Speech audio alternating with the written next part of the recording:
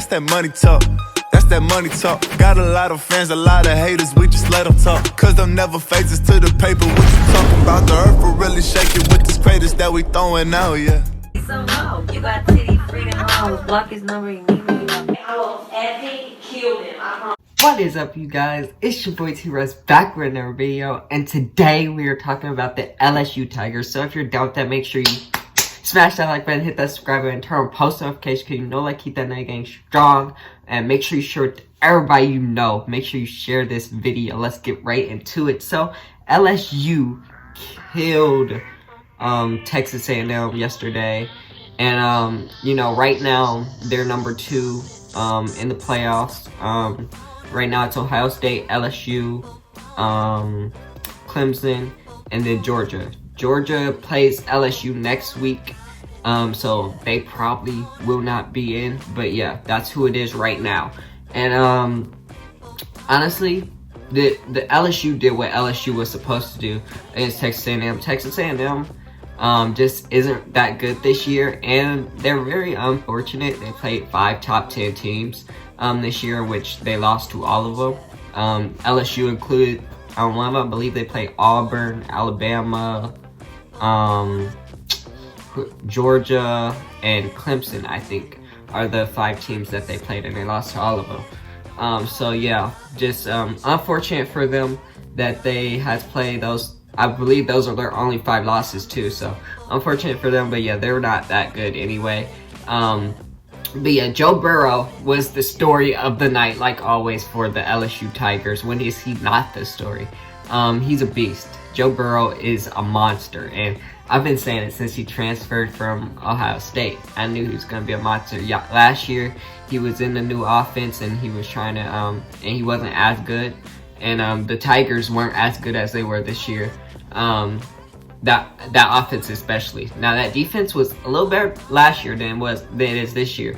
But yeah, that Tigers team or offense just wasn't as good as it was last year as it is this year. So yeah, Joe Burrow has really taken a step up though. He really has.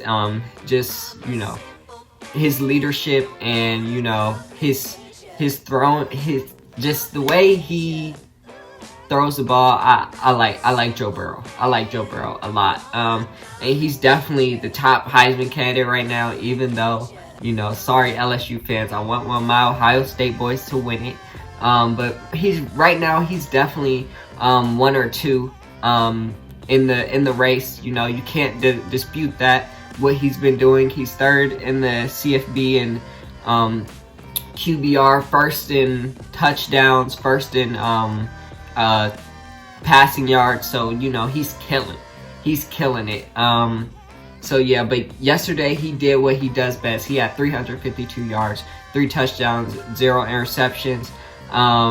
Yeah, and he just killed. The story of the night though was his you know, this was his Senior Bowl. So it was him coming out in the Burrow jersey with the EAUX instead of the OW. That was the story of the night yesterday. That was pretty cool. You know, he was just paying homage. If some of y'all don't know, he was just paying homage to the Louisiana culture that's there. You know, they have that Go Tigers, where it's spelled G-E-A-U-X instead of G-O. So, you know, he was just paying homage to the culture there, and it really created some good buzz for him, and, you know, it just showed that he really likes it there, and he's glad that he transferred there. I believe he even said thank you before the game. Before or after the game was one of them. But yeah, he on Twitter he said thank you to y'all, and so yeah, so that was pretty cool. I liked it.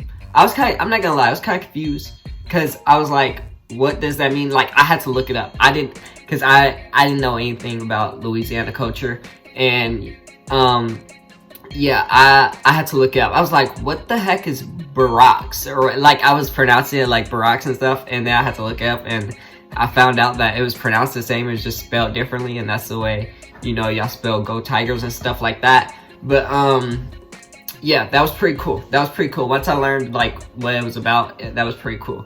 But yeah, also yeah, Texas A&M, they did bad. Kellen Mounds threw 3 interceptions. One to Grant Pitt, which Grant Pitt, he's having an okay season.